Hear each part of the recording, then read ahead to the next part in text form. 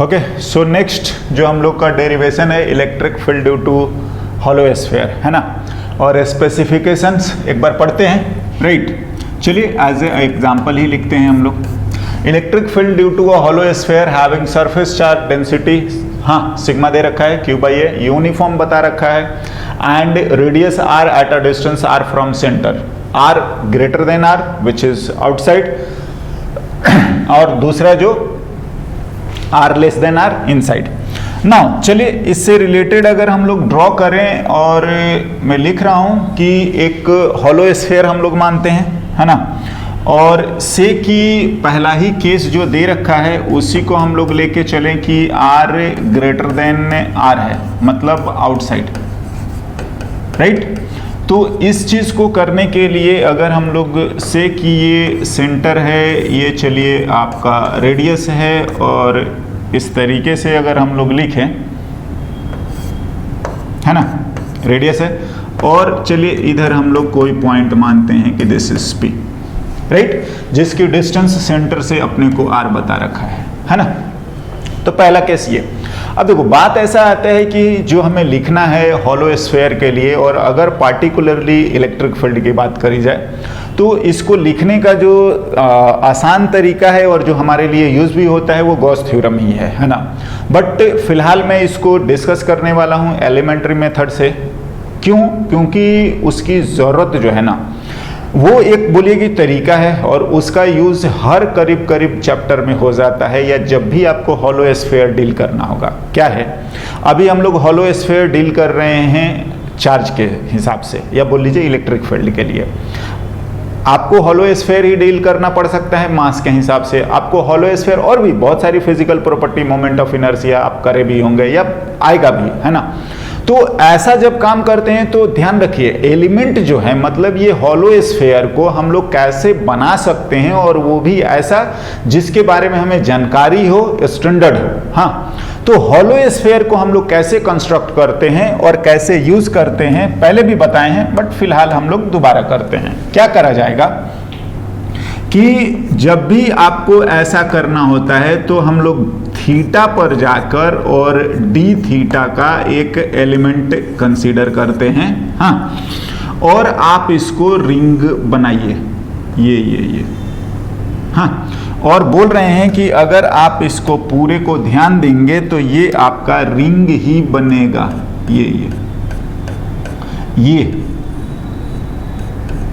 ये जो DQ हो रहा है, ये जो रिंग बन रहा है, हाँ। नाउ अगर आप इसकी क्या बोलेंगे स्लैंट हाइट लिखेंगे या जो भी DS लिखें, तो हम लोग DS को लिखते हैं इतना, DS अगर हम लोग बात करें तो DS आ जाएगा आपको R एंड D थीटा। ये सब तो चलता ही आ रहा है और चलता ही रहेगा, हाँ।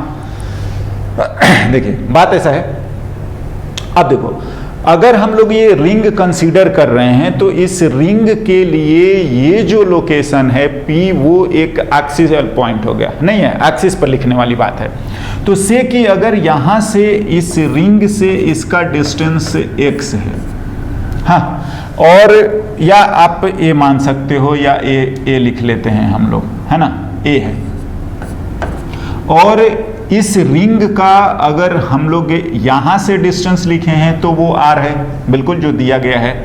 और दो बातें ध्यान देने लायक है कि जो इस रिंग का रेडियस है वो तो इतना ही होगा, से मैं y मानता हूं, और यहां से जो डिस्टेंस दे रखा है ये इसका, जो भी आप o' लिखना चाहें तो आप o' भी लिख सकते हैं, हाँ। और ये जो आने वाला है o' वो आपका, हाँ, ये x आ रहा है। तो x अगर हम लोग बात करेंगे ये, तो देखिए x जो आ रहा है वो तो r एंड cos थीटा है, नहीं है, तो ये रेडियस तो आ रही है, तो r पर जाकर हमने dr लिया है, तो ये x हो गया। और y लिखोगे तो वो आ जाएगा आपका r एंड कितना sin theta, which is radius of ring, which is radius of ring, हाँ, जो हमारा रिंग बन रहा है उसका वो रेडियस है।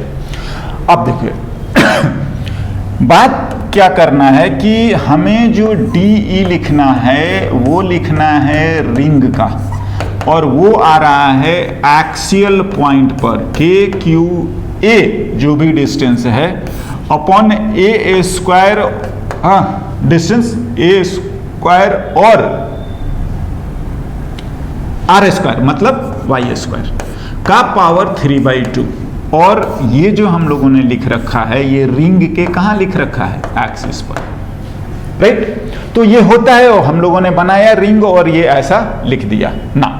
अब इन डिटेल्स को आपको दोबारा लिखना पड़ेगा कि सारे क्या हैं, कुछ कुछ तो हम लोगों ने यहीं लिख रखे हैं, जो गिवन है वो क्यू आर, हाँ, या आप चाहें तो आपको ये सब भी गिवन है, क्या कि अगर आप सिग्मा लिख रहे हैं तो वो आ जाएगा क्यू बाई एरिया यानी कि 4 पाई आर स्क्वायर।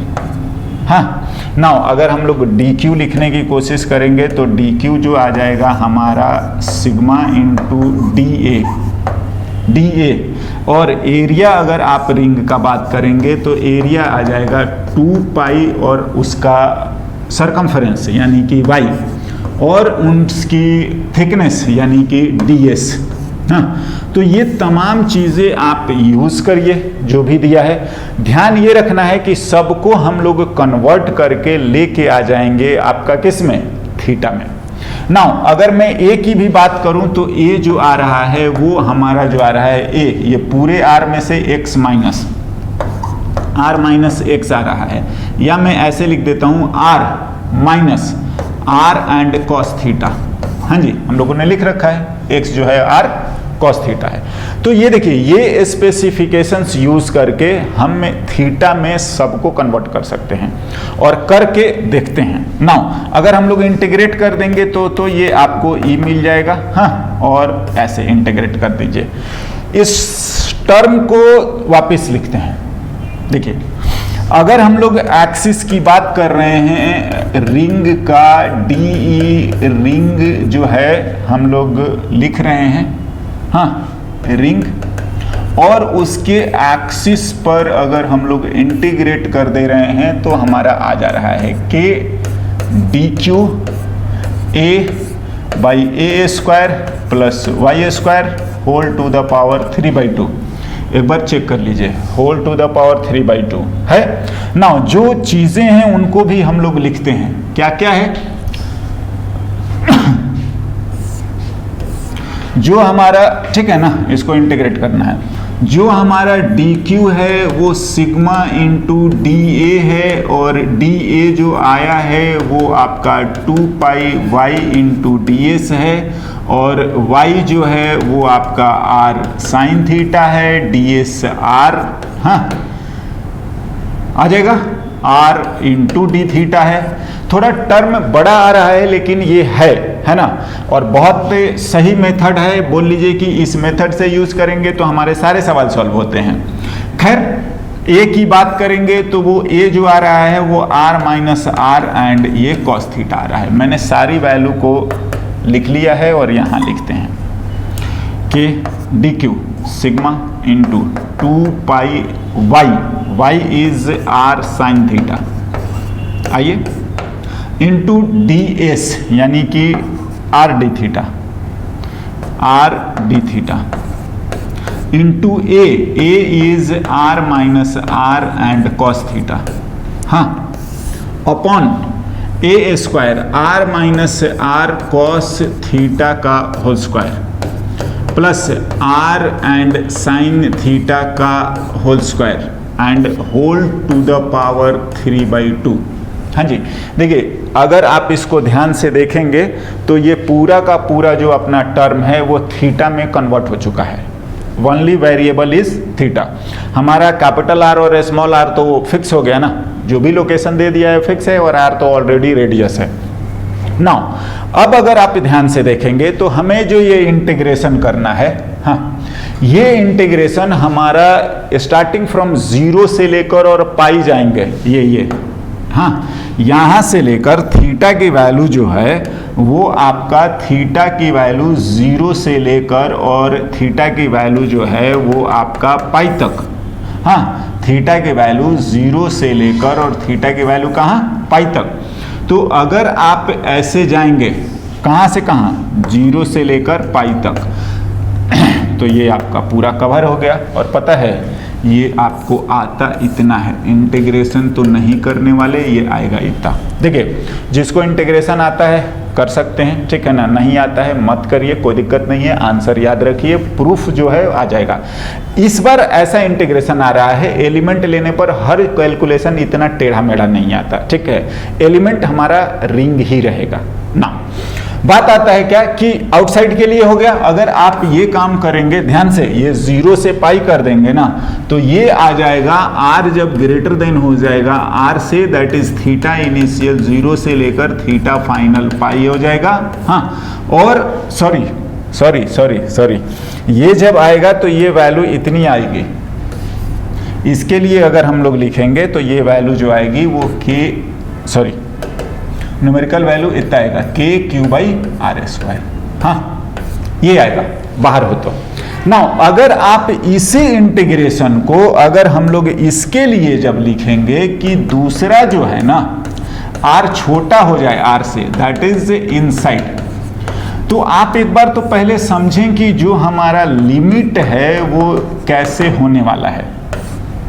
हाँ जी ध्यान दीजिए, अगर मैं बोल रहा हूं कि जो हमारा लोकेशन है वो कहीं ये आ गया, सपोज मान लेता हूं मैं ये आ गया ए, तो अभी क्या होगा कि जब आप इसको लिखने की कोशिश करेंगे तो ये आप ध्यान दीजिए, और होगा क्या कि जब आप लिखोगे तो ये हाँ जा रहा है, और ये बाउंड्री देखिए ये जो है थीटा नॉट। हाँ मतलब देखो अगर ए लोकेशन पर मेरे को लिखना पड़ा, हाँ ए पर वो अंदर है, हाँ तो मैंने क्या करा कि इस पॉइंट के हिसाब से जो लाइन हमने ड्रॉ करी है उसको दो पार्ट में बांटा, एक इस स्फीयर का पार्ट जो इसके राइट में पड़ रहा है और एक इसके लेफ्ट में। ना वो जो थीटा लिख रखा है, अगर कॉस थीटा नॉट लिखोगे, अगर हम लोग कॉस थीटा नॉट लिखे तो cos theta naught is small r, क्योंकि ओ से ए तो ये हाँ आर ही आएगा इनसाइड के लिए, तो आर बाई कैपिटल आर। हाँ तो क्या होगा ना कि जो रिंग आपका राइट में बन रहा है, मतलब थीटा की वैल्यू 0 से लेकर और थीटा नॉट तक जाएगा, तो जो रिंग राइट में है उसकी वजह से लेफ्ट में इलेक्ट्रिक फील्ड आएगा ए पर। सिमिलरली जब थीटा नॉट से इधर वाले जो रिंग हैं, ये जो इधर रिंग बनेंगे हमारे, तो इनकी वजह से क्या होगा कि ए पर राइट में इलेक्ट्रिक फील्ड होगा और ये दोनों कैंसल कर देंगे। नाउ क्या होता है, अगर हम लोग लिखें कि पूरा इंटीग्रेशन तो आपका टर्म यही है, ये टर्म तो यही है थीटा डी थीटा, अगर आप 0 से लेकर और थीटा नॉट तक करते हैं और फिर माइनस कर दीजिए सेम टर्म को थीटा नॉट से लेकर और कहाँ पाई तक, तो ये आएगा आपका 0। देखिए it's a matter of integration ही है, और इंटीग्रेशन जो भी आ रहा है बहुत टेढ़ा नहीं होता है, जिनको पता है मैं बोल रहा हूँ उनके लिए कोई ज़्यादा समस्या नहीं है, लेकिन आप इस चीज़ को समझिए और दोबारा आपके सामने गॉस थ्योरम के हेल्प से भी बहुत आसानी से ये दोनों आंसर आ जाएंगे, राइट। सो आंसर यही याद रखना। नाउ थीटा लिखेंगे तो मैंने समझाया है कि कॉस थीटा जो है वो आपका कितना आता है, आर बाई आर, कैपिटल से small r by capital r. तो ये चीज हो गया। दूसरी बात आती है क्या, हाँ जी, तो ई अगर हम लोग बात करें हॉलो स्फीयर का, तो आपका काम हो चुका है। देखिए ऐसा है कि अगर आप ई लिखेंगे तो वो के क्यू बाई आर स्क्वायर आ गया। हाँ इनफैक्ट आप लिखोगे तो वो आर ग्रेटर देन और आर है, बिल्कुल ऐसे लिखेंगे तो बिल्कुल वेक्टर फॉर्मेट में आप आर स्क्वायर और या ऐसे भी लिख सकते हो, बिल्कुल as a point charge, as a point charge.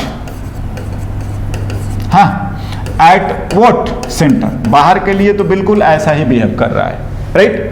Now दूसरा जब अगर हम लोग बात करेंगे तो आपका आ जाता है कि ई की वैल्यू आप 0 लिख लीजिए, आर छोटा हो गया आर से, तो हाँ। और इसी को अगर आप चाहेंगे कि हम लोग थोड़ा सा ग्राफिकली या इस तरीके से मैं शो करें, हाँ कि ऐसा है कि ये O है, ये इसका रेडियस वॉटेवर R दिया हुआ है, चार्ज और R तो है।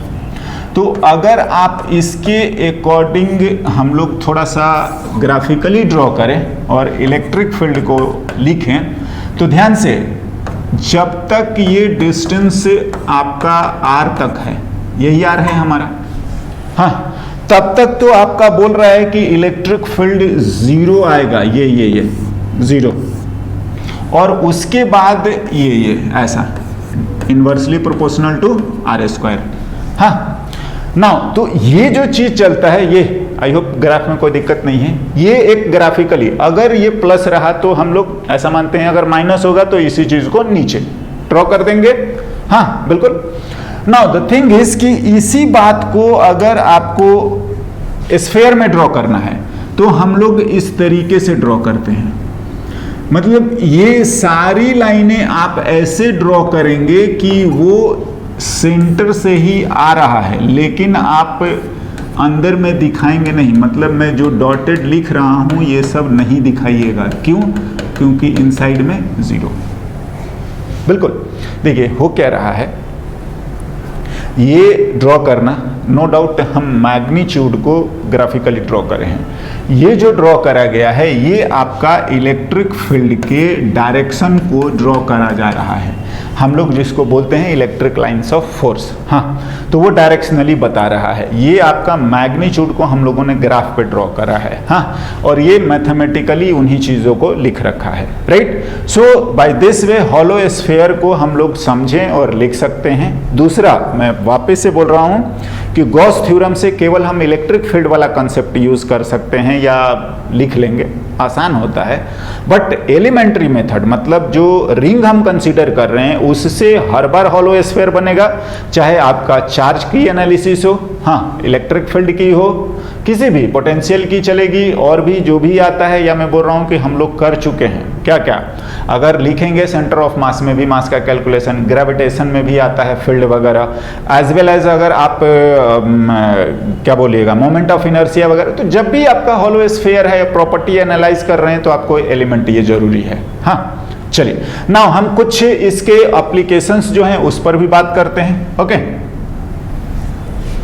एक इसी से रिलेटेड अपने को क्वेश्चन दिया है हॉलो स्फीयर से, हाँ, और उसको हम लोग लिखते हैं, है ना। Now to concentric hollow sphere having radii R1 and R2 बड़ा है, ठीक है। चार्ज दिया है Q1 Q2, वो भी चलिए लिखा हुआ है। Then find the electric field at location ABC, बिल्कुल।